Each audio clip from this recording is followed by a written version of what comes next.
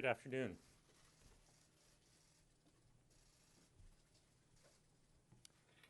Let me start by reiterating that I'm pleased that the New York prosecution is going forward. They brought these charges based on new evidence against Jeffrey Epstein, who is now a registered sex offender, and this is a very, very good thing. His acts are despicable, and the New York prosecution offers an important opportunity to more fully bring Epstein to justice. In 2008, a major newspaper described the Epstein prosecution like this. A Florida grand jury, that is, a grand jury convened by the district attorney of Palm Beach County, had charged Epstein with a lesser offense. At that time, the Epstein legal team was elated. He would have avoided prison altogether. But then the United States Attorney's Office in Miami became involved. Epstein got an ultimatum: plead guilty to a charge that would require jail time and registration, or face federal charges. And that was the week, more than 10 years ago, that Epstein went to jail. Times have changed, and coverage of this case has certainly changed since that article. Facts are important, and facts are being overlooked. This matter started as a state matter. It was prosecuted initially by the state of Florida and not by the U.S. Attorney's Office. In 2006, a grand jury convened by the state attorney, the district attorney of Palm Beach County, reviewed the evidence and recommended a single charge. And that charge would have resulted in no jail time at all, no registration as a sexual offender, and no restitution to the victim. Further, the state attorney's office allowed Epstein to self-surrender and arraigned him the following morning. Simply put, the Palm Beach State Attorney's Office was ready to let Epstein walk free, no jail time, nothing. Prosecutors in my former office found this to be completely unacceptable, and they became involved. Our office became involved. Our prosecutors, as this 2008 article recounts, presented the ultimatum: plead guilty to more serious charges, charges that required jail time, registration, and restitution, or we'd roll the dice and bring a federal indictment. Without the work of our prosecutors, Epstein would have gotten away with just that state charge. Now, many today question the terms of that ultimatum, what's called the non-prosecution agreement. A good prosecutor will tell you that these cases are complex, especially when they involve children, and even more so in 2006. I've shared with those in this room today, and will make available publicly, an affidavit filed by the career prosecutor in a civil matter related to the Epstein case. She talks about the challenges faced. She talks about the victims being scared and traumatized, refusing to testify, and how some victims actually exonerated Epstein. Most had significant concerns about their identities being revealed. The acts that they had faced were horrible, and they didn't want people to know about them. And she goes on to write that, quote, after the fact, people allege that Epstein would have been easily convicted. As the prosecutor who handled the investigation, she says in this affidavit, these contentions overlooked the facts that existed at the time. Her description of these facts are corroborated by the FBI case agent, whose affidavit I've also shared today. Thousands of prosecutors around the nation this week are weighing guilty pleas versus trials. These cases, as I said, are hard. They require a prosecutor to ask whether a plea that guarantees jail time and guarantees registration, to ask whether that plea versus going to trial, how do you weigh those two? if going to trial is viewed as the roll of a dice. The goal here was straightforward. Put Epstein behind bars, ensured he registered as a sexual offender, provide victims with the means to seek restitution, and protect the public by putting them on notice that a sexual predator was in their midst. This case, people have said, was unusual. And it was. It was complicated by the fact that this matter started as a state investigation. A state grand jury brought that single, completely unacceptable charge. A state official allowed Epstein to self-surrender. And so it is unusual because it's unusual for a federal prosecutor to intervene in a state matter such as this. We've seen cases recently, different set of facts, different. I don't want anyone to say I'm comparing these cases, but we've seen other cases where state prosecutors let folks go with no sentence and people shake their heads. In this case, the federal office intervened before the plea was taken and said, stop. Because if that plea is taken at the state level, you're going to face serious federal issues. Today, we know a lot more about how victims' trauma impacts their testimony. And this, too, is important. Our juries are more accepting of contradictory statements, understanding that trauma-impacted memories work differently. And today, our judges do not allow victim shaming by defense attorneys. I have viewed the victim interviews. They're hard to watch because I know that my former colleagues, the men and women of my office, wanted to help them.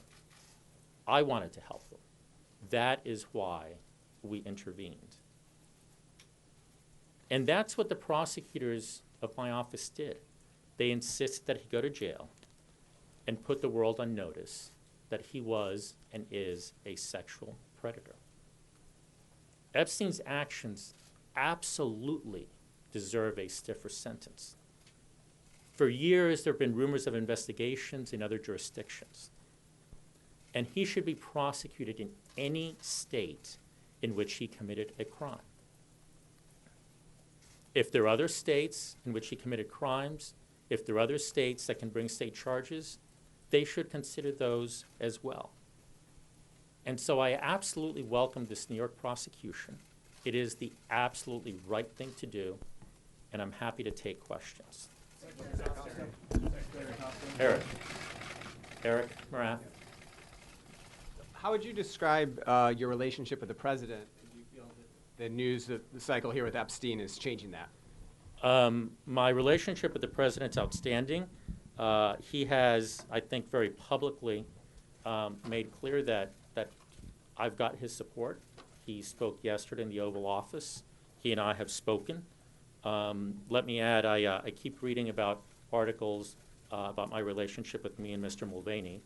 And he called me this morning to say, if asked, that our relationship is excellent too, and that any articles to the contrary are, in his words, BS.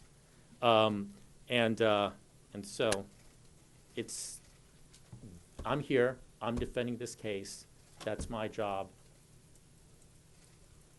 Tom. Tom Yamas, ABC News. Secretary, a lot of people are watching this news conference, including several young women who say they were teenagers when Jeffrey Epstein sexually assaulted them. They say they went to you looking for help, and they didn't hear back from you until it was too late. Do you owe them an apology? So you're raising the issue of victim notification. And in the documents that I've circulated, I've addressed the issue of victim notification as well. The career prosecutor in this case had a difficult decision to make. And she didn't make it alone. She made it in consultation with the FBI, and she made it in consultation with the office. The agreement that had been negotiated had an unusual provision. Even though this was a state case, the victims would have the opportunity to receive restitution. Epstein would be required to pay for them to hire a lawyer to bring a case against him, a case in which he would have to plead no contest and provide them with restitution. And the concern, and these are the words of the career prosecutor, that, quote, she did not want to share with the victims that the office was attempting to secure for them the ability to obtain monetary compensation, because she is aware that if she disclosed that and the negotiations fell through, Epstein's counsel would use this to question the victim's credibility. And her concerns were not hypothetical. One of Epstein's attorneys had already asked one of the victims, quote, now tell me about when the federal prosecutors told you about getting money. And so when the agreement was signed, shortly after the agreement was signed, Epstein's counsels indicated that Epstein may not comply with the agreement. And the agreement was appealed at various levels within the Justice Department.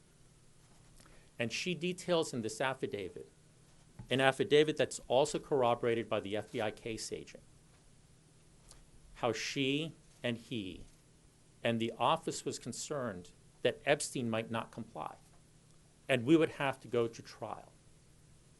And we had to weigh the issue of how much to disclose against the issue of if we have to go to trial, we want to win. We want to put Epstein away.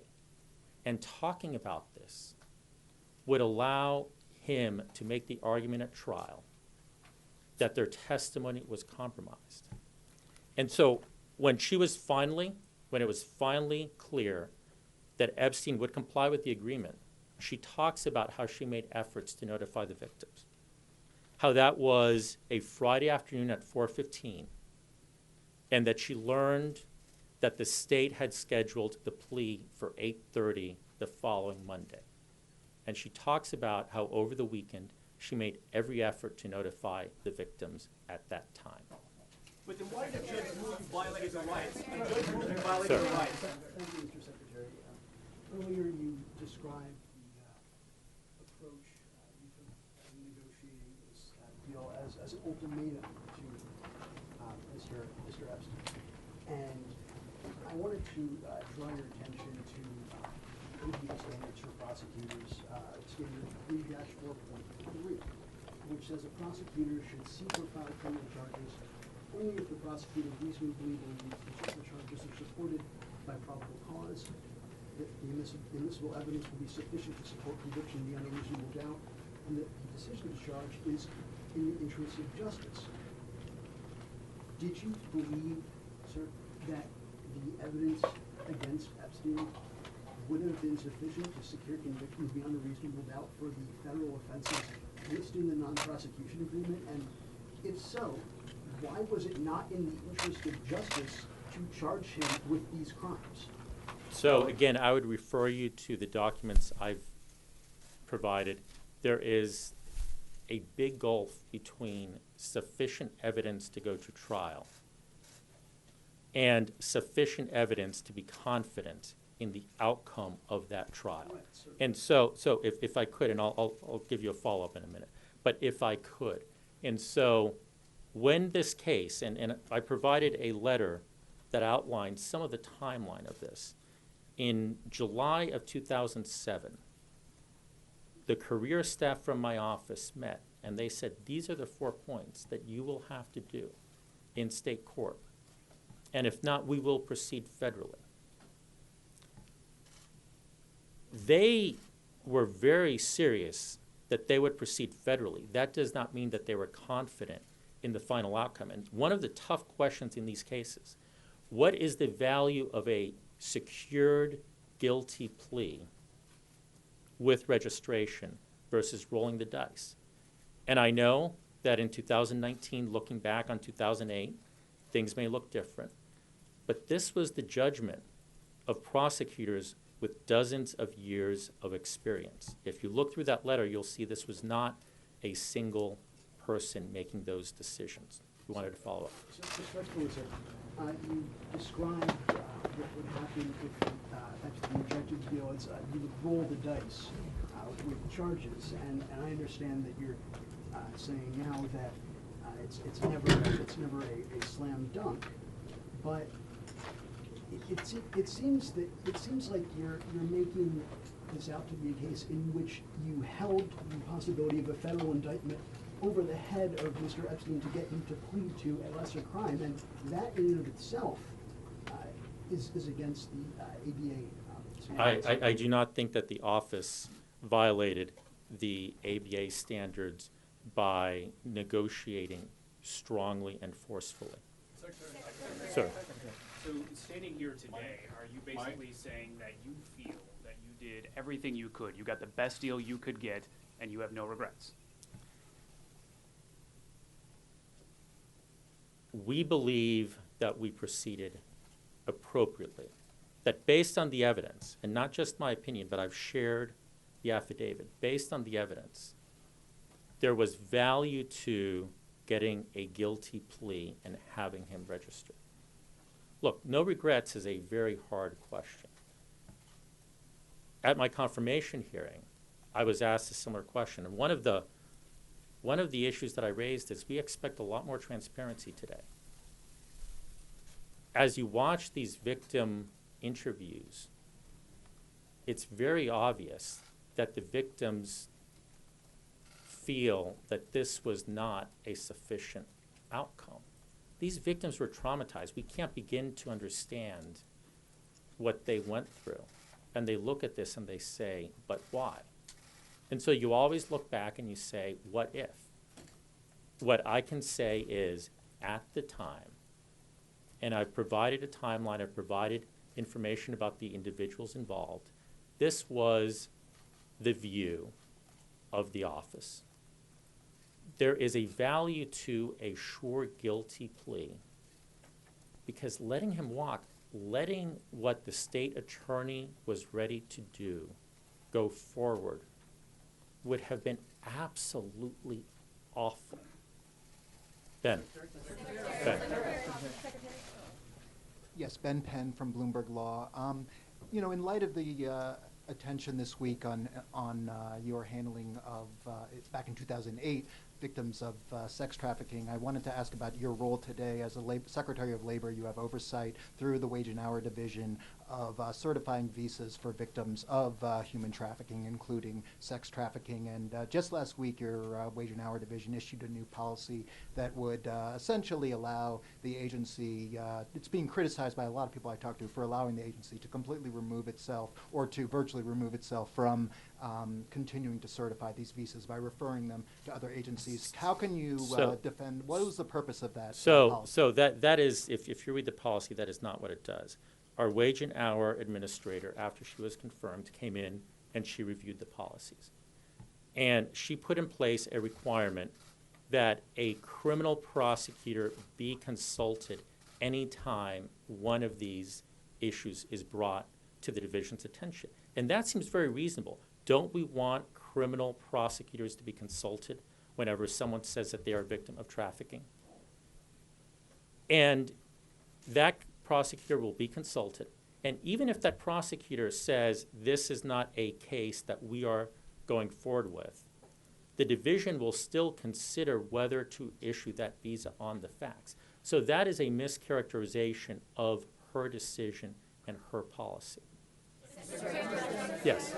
Could you go into a bit more detail about where and how you exactly negotiated this deal? Did you meet with Epstein's attorney alone at a Marriott hotel? So, you know, I've read this, and one of the things I find interesting is how facts become facts because they're in a newspaper as opposed to the record. I pulled up, I found out the details of that meeting because I scratched my own head about it, and I've provided you a timeline in a letter of the negotiations that make it very clear that this was negotiated by career prosecutors. I'm going to answer your question. The meeting that was alleged was a breakfast meeting that took place after the agreement was negotiated, not before. The agreement was signed in September. After the agreement was negotiated, one of Epstein's attorneys asked for a meeting, asked for a hearing. I was giving a speech. I was staying at a hotel. I agreed to have a brief meeting, I believe at 7 a.m. Rather than open the office, I spoke with that attorney. And then I referred that attorney to the career prosecutors. Nothing changed in that agreement. They continued to litigate the matter. They continued to appeal the matter to Washington, and nothing changed with one exception. There was an addendum that made clear that Epstein had to pay for any attorney that represented a victim in the cases against Epstein. And so, yes, I met with opposing counsel. It was a breakfast meeting because I was staying at the hotel. It was after, not before, and not part of the negotiations, but it was after the agreement had been negotiated. And that could be confirmed simply by looking at the date on the agreement and the date on the meeting. Now, in hindsight, you thought it was a good idea to do that? So, number one, the agreement had already been locked in place, so the agreement wasn't going to change. Before that agreement, I was very careful to not negotiate this. Our career attorneys negotiated the agreement.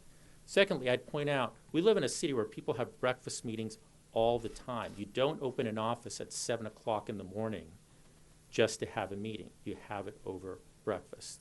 Ian. Secretary Acosta, it's not standard for a non-prosecution agreement to include a secrecy Let me do this. I had called Ian. I'll come back to you. I'll come back to you. Don't the young girls? I wanted to give Ian an opportunity. I'll come back to you in a minute. Thank you, sir. You mentioned several times that you and the prosecutors in your office weren't sure that you could secure a win in this case. But the very purpose of the CVRA is to give the victims an opportunity to weigh in. And a federal judge ruled that you broke federal law by not doing so. Do you think that your thinking would have been different had you followed the law and consulted the victims? So first, let me point out, we followed department policy. Department policy at the time made very clear, and this is in a written statement that was subsequently issued by what is called the Office of Legal Counsel, which is the chief legal arm of the Department of Justice, that these situations with non-prosecution agreements are not covered by the CVRA at the time because the CVRA, according to department policy, does not attach until a case is actually brought. Now, I understand that the judge had a different view, and I understand that the judge's view was that department policy did not comply with the law. And that's the way our system works. Our system works in that a judge can say what the department policy is not consistent with the law. Now, let me also point out, since then, a few years ago, Congress amended the CVRA, and Congress amended it explicitly to say that non-prosecution agreements would be, in fact, covered. And that is a good thing. As I said at my confirmation hearing, we expect a lot more transparency. If we had had more transparency, perhaps this case would have gone differently. I've laid out the reasons why there were concerns about providing all the details to the victims before Epstein pled. But the Department of Justice has been very clear throughout multiple presidential administrations, throughout multiple attorneys general, that the department's position is that there was no violation of the law. Yes, Would you make I'm this sorry, same? your name and who you're with? I'm Caitlin Collins for CNN. Yeah. Would you make this same agreement today? So these questions are always very difficult because we now have 12 years of knowledge and hindsight, and we live in a very different world. Today's world treats victims very, very differently. Today's world does not allow some of the victim shaming that could have taken place at trial 12 years ago. Today's world understands that when interviewing victims, when eliciting testimony, that testimony can be sometimes contradictory, that memories are difficult. And so I don't think we can say, take a case that is this old and fully know how it would play out today. But these victims say you failed I understand what the victims say, and I'm not here to try to say that I can stand in their shoes or that I can address their concerns. I'm here to say we did what we did because we wanted to see Epstein go to jail. He needed to go to jail. But he was out of jail before He the needed, victims he even needed, found out about this agreement. he needed to go to jail. And that was the focus. John Fund. John? John? Mr. Secretary, can I ask you a question about the Office of Yes. Professional Hi, Peter Responsibility? Alexander from NBC. Yeah. To be clear, dozens of girls were allegedly molested. Why didn't you just keep investigating? And then a follow-up. So the victims of which we were aware were part of this, and under the agreement in the Southern District of Florida, the investigation ceased and they had the opportunity to proceed civilly. That does not mean that the investigation had to cease nationwide. And as we see today, as we saw in New York, investigations could certainly and obviously have proceeded in other districts. On the follow-up, how can you be trusted to enforce human trafficking laws as Secretary of Labor, given your history with this case? So I started one of the first human trafficking task forces at the Department of Justice. I have been aggressive prosecuting human trafficking. We stepped in this case, and we stopped a bad state plea. And so I understand from today's perspective that people scratch their heads and they say, why? Here's the question to ask. How many other times have you seen a U.S. Attorney's Office intervene in a state matter and say, stop the state plea because it is insufficient? Yes. Why didn't you pursue the recruiter, Sarah Lynn from sir? Reuters. I want to ask you a question about the Office of Professional Responsibility. Earlier this year, it was disclosed that they're doing a review into how you and other prosecutors in your office handled this matter. What is the status of that? What exactly are they looking at? Will you submit to an interview, even though you're no longer with the Justice Department? And if they find any misconduct, will you resign? First, I don't know what the status of that is. I would refer that to the Office of Professional Responsibility. I don't speak for them. I will clearly submit for an interview, even though I don't have to. I think what they do is important.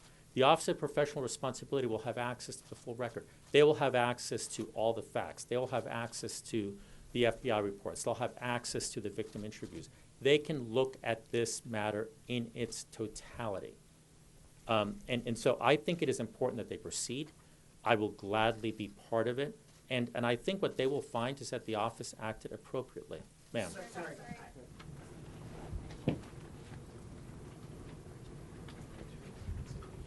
Secretary. Hi, How are Secretary you? Acosta. It's Yami Shellsender with PBS NewsHour. As Labor Secretary, you've tried repeatedly to cut a program that deals with human trafficking in the Labor Department by up to 80%, going before Congress, advocating for that. Why should people trust you to focus on human trafficking and protect victims if you've done that? And I'd like a follow-up question. So you're referring to grants that go to foreign countries for foreign country labor-related work. As part of the budget every year, those grants have been removed, as have other grants for foreign countries. And let me just add, as part of the budget every year, those grants are put right back in by Congress. This is what happens in Washington, and I fully suspect that those grants will remain in this year. Your follow-up. My follow-up question is, sources have told me that the president encouraged you to hold this press conference. Can you speak a little bit about what the president told you ahead of this press conference and whether you're here to give a message to the president? Are you fighting for your job, or are you trying to send a message to victims? And if so, what is the message to victims who say they don't trust you anymore? So first, I'm not about to talk about conversations with the president, and I'm not here to send any signal to the president. I think it's important. A lot of questions were raised, and this has reached the point that I think it's important to have a public hearing. I think it's important that these questions be asked and answered. And as to a message to the victims, the message is you need to come forward. I heard this morning that another victim came forward and made horrendous allegations. allegations that should never happen to any woman, much less a young girl. And as victims come forward, these cases can be brought, and they can be brought by the federal government, they can be brought by state attorneys, and they will be brought. We have seen in the last few years cases brought against individuals that got away with things for well over a decade. And it's important to realize that people were getting away with these. People were not going to jail at all. And we're aware of those high-profile cases, and we've seen as victims come forward how the justice system deals with them. And so the message to victims is come forward. Sir. Mr. Secretary. Let me take a few more. Hi, Mr. Secretary. Richard Madden, CTV. You just said victims need to come I'm sorry, Richard? Madden with CTV television.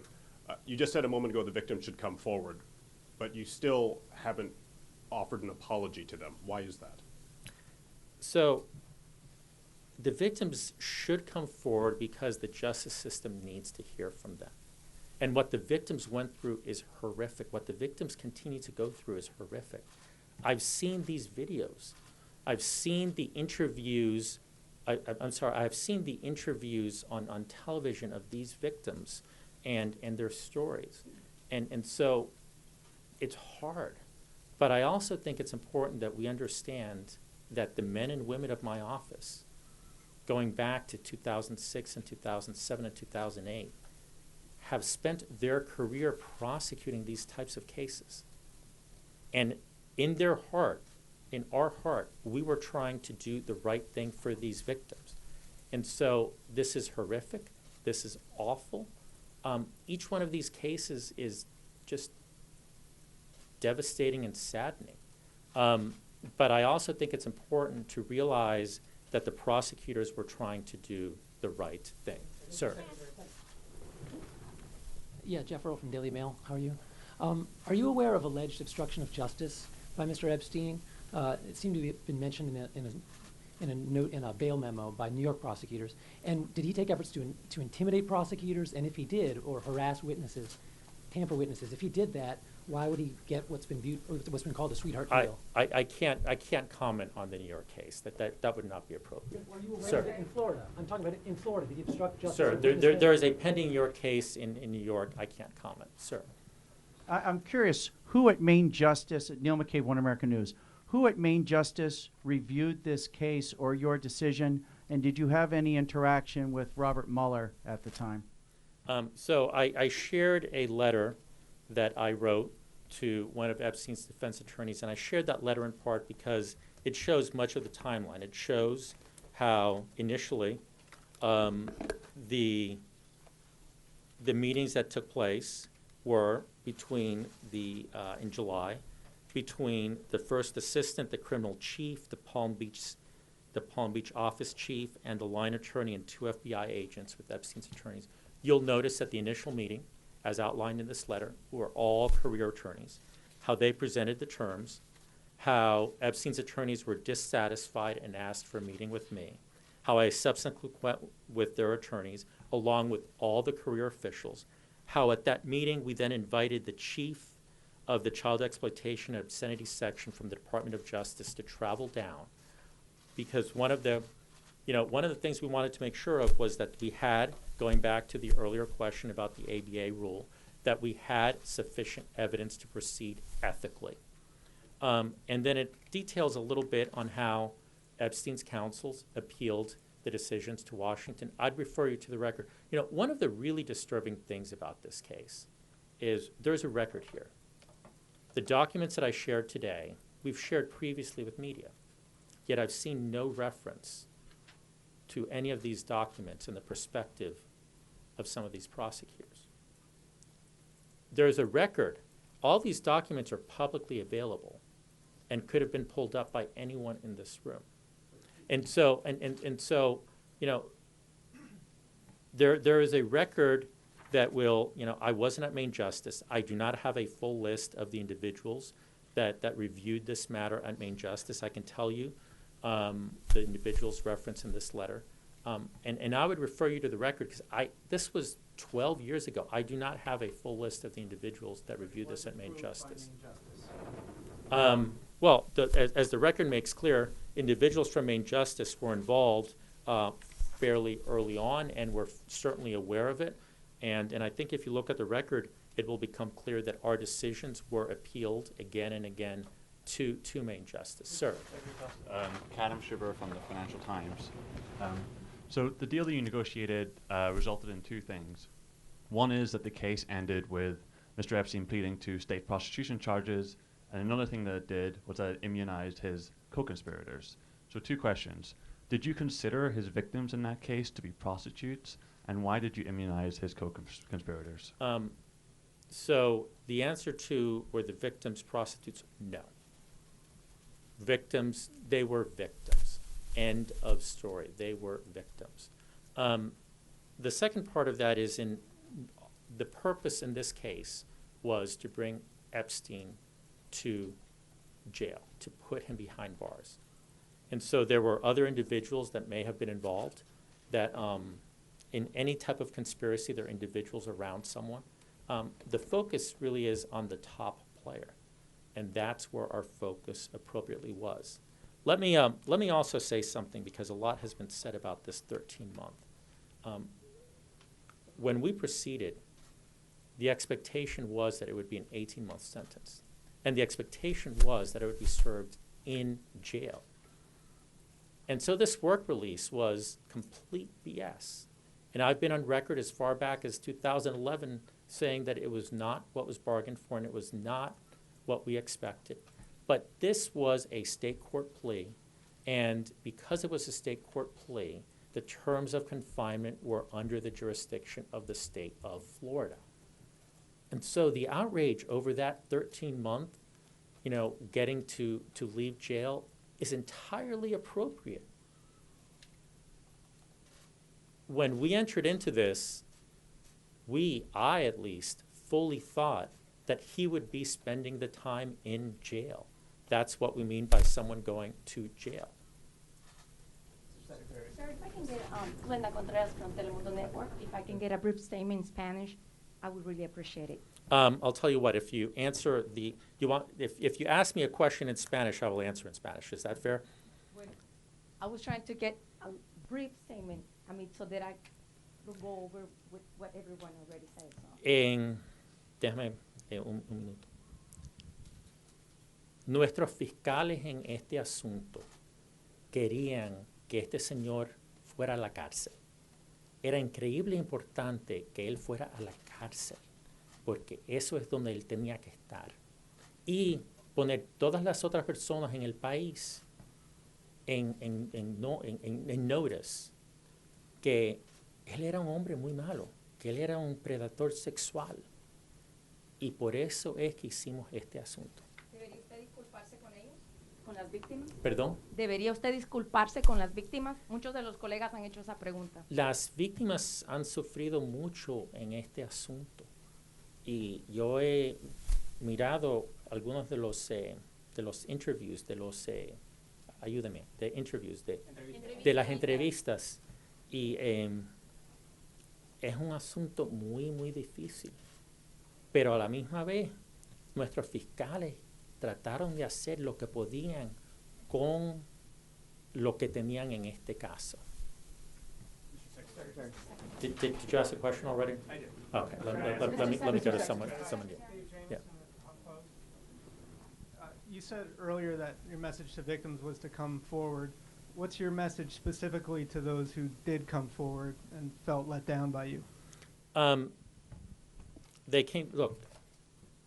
Victims came forward, and there were several victims. I believe that in one of the filings, the Department of Justice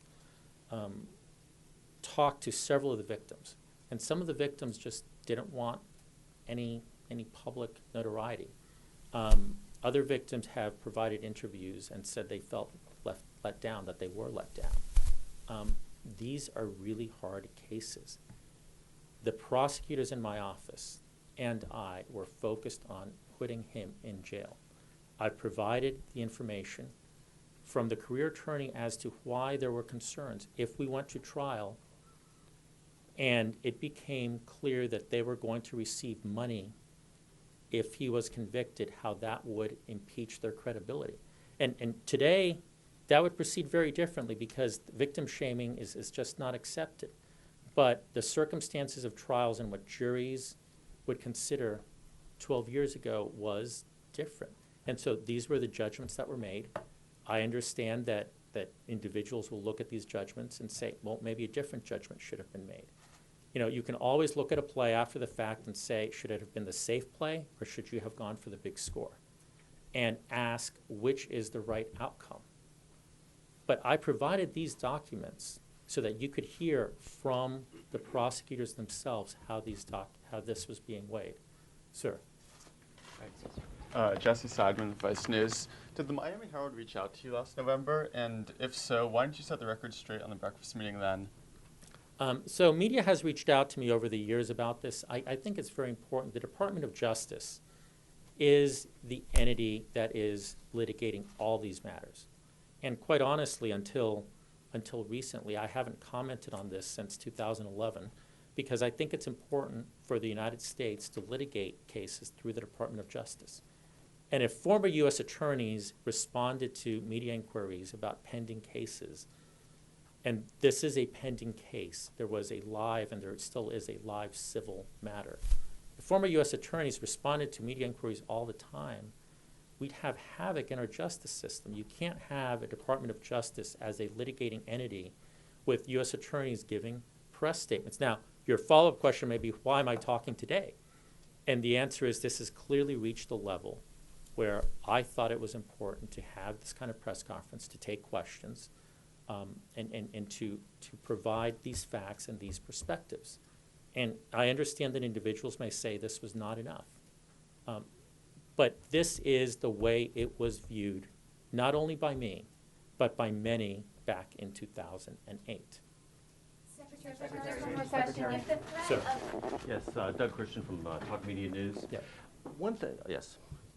You said that the victims were not prostitutes, but the agreement was he was jailed for prostitution charges, not for sex trafficking. Can you just say what the distinction was? The agreement was, this was a state, here's why this is hard. This was a state case. He was arraigned, a state grand jury returned a prostitution charge against him, a solicitation charge, if I recall. That was a state grand jury. He was allowed to self-surrender by the state attorney's office as a result of that single charge that would have resulted in no jail time.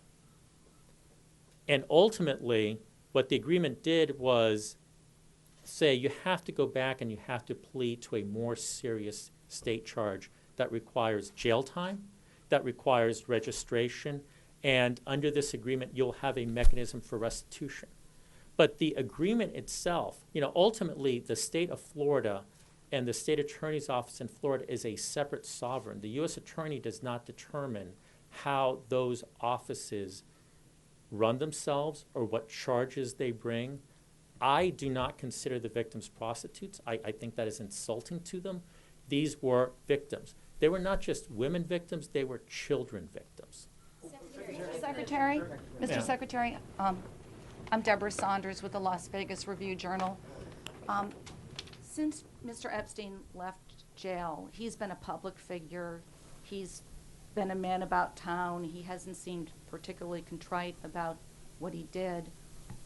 What have you thought when you've seen him? What I've thought is I keep reading newspaper articles about pending investigations here or there. If someone does a Google search, they'll see that there were rumors of investigations going on for the last 10 years. And New York finally stood up and they took one of those investigations and they brought charges. And in all candor, I wish it would have happened. I'm glad to see that it's happening now.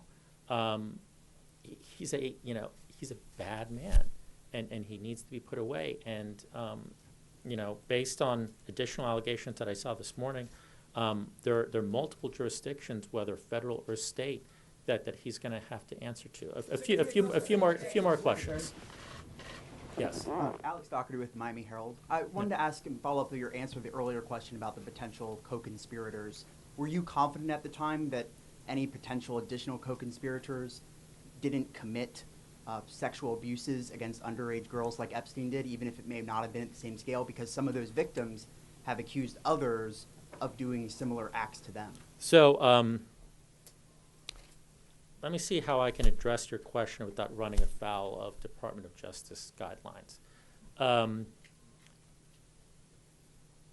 If my office had been aware of individuals who committed acts such as sexual abuse, my office, it would not have been my position that those individuals should have been part of that kind of immunity. It's not even an immunity deal. Should not have been part of that paragraph. And so I know that there are a lot of rumors about who those individuals may or may not be.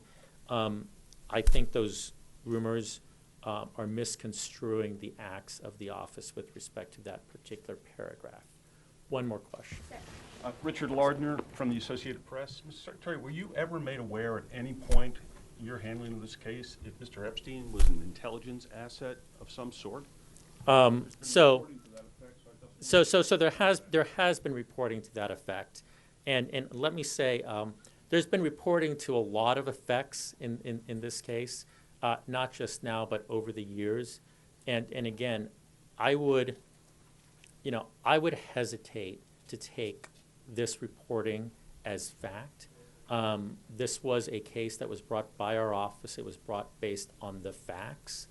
And I look at that reporting and others. I can't address it directly because of our guidelines, but I can tell you that a lot of reporting is just going down rabbit holes. A few more questions. A few more questions. Have you asked a question yet? I have, but I got okay. How about that in front of you?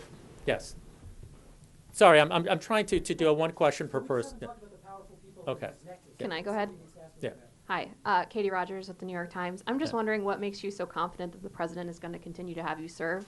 There have been several advisors of his who he stands up for initially, but you're about at the level where he has backed away before. So what makes you so confident? So, look, I am here to talk about this case. I'm doing my job. If at some point the president decides that I am not the best person to do this job, I respect that. That is his choice. I serve at the pleasure of the president. I thought yesterday he was kind and he showed great support. But we have to remember, we are here because we are part of an administration that is creating jobs, that is creating growth, that is really transforming our economy and focusing it on, the forgotten man and woman. And if at some point he says, look, you're not the right person for this right now, or you're standing in the way, I respect that. Secretary Acosta? Yes. Thanks. Do you really have nothing else to say to these victims beyond you should come forward? That places a lot of burden on children. What else do you have to say? You've avoided addressing these people directly. Why is that? So to be clear, that is not all I said. I think, if I recall, and I obviously don't have a transcript here, but what I've said previously is, I have seen these interviews, and I generally can't begin to fathom what these victims have been through. I don't think that anyone that has not been in this situation can begin to fathom.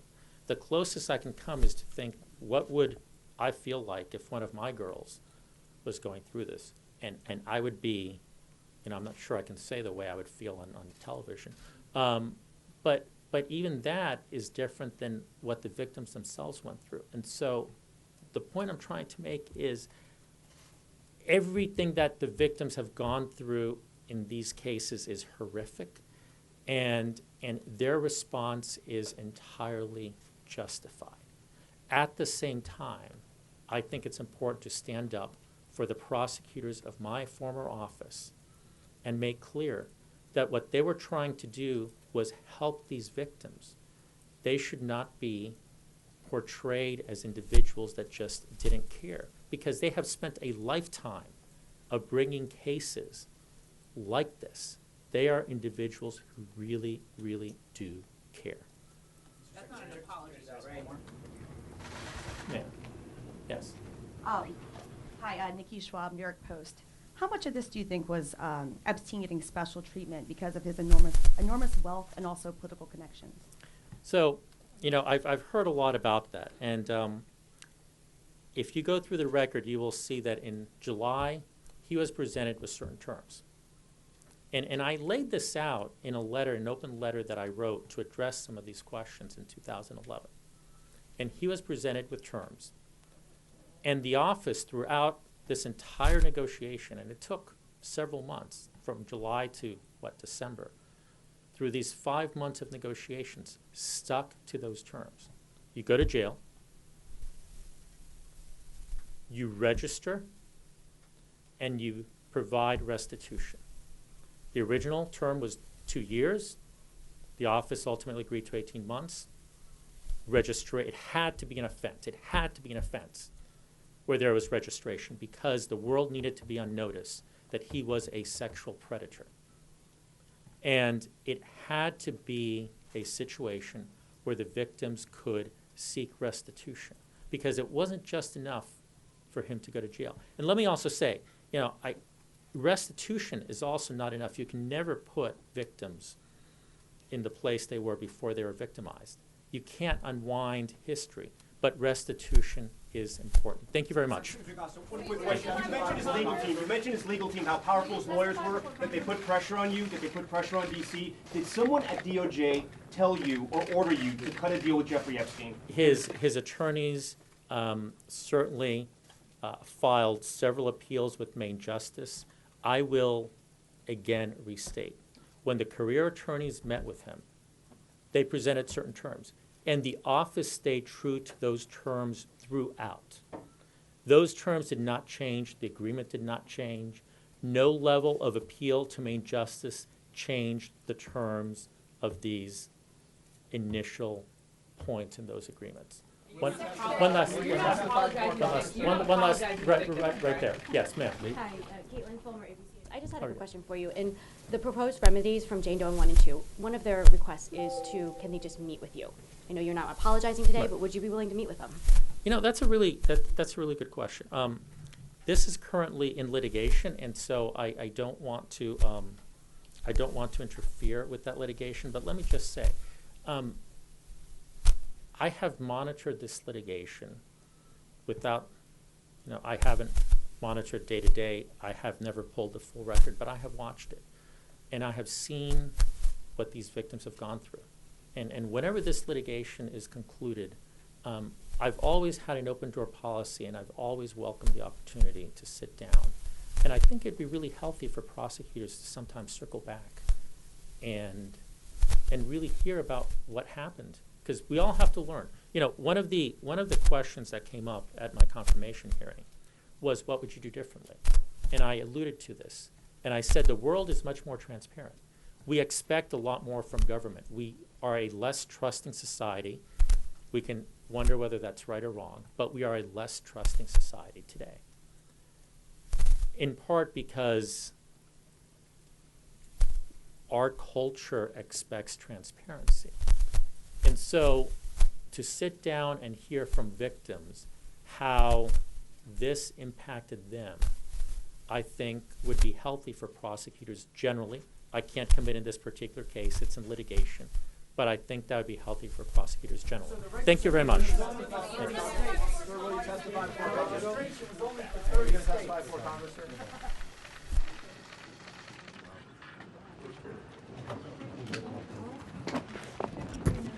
there a pool?